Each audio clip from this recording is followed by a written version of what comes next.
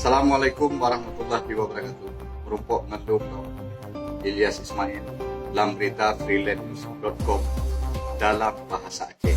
Backwards.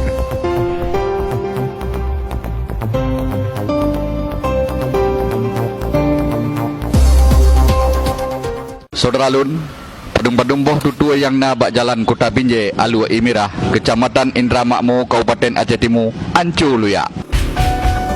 Kamu kalen naku tutu-tutu yang na bak jalan yan hana layak pakai li. Karena nyan tutu ada ditinggai li PT RGM ngan PT Asamera Wate Sabohjan.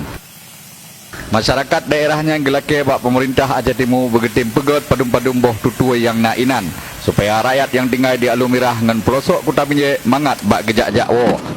Tutu lewatnya tak dulu. Karena yang lewat motor raya dum perusahaan nah hana bertanggung jawab nang lewat betutunya. Apabila pemerintah hana ditangani masalah tutunya, kamu selaku masyarakat kampung Selubuk Barunya akan muncul motor yang lewat-lewat nang raya-rayuknya.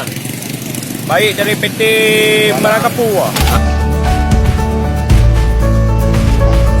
Kan tutua manteng yang berat hat ancu bak jalannya, tapi jalan pih le yang rung-ruhung menya musim ujian lagi watenyo jalan daerahnya bersih kubang kebe.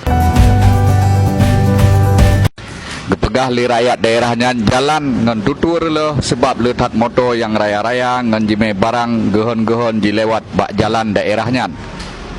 Ada anak gepegot jalan oleh pemerintah dalam titun 3 kilo hana trip jalannya kareleh lom.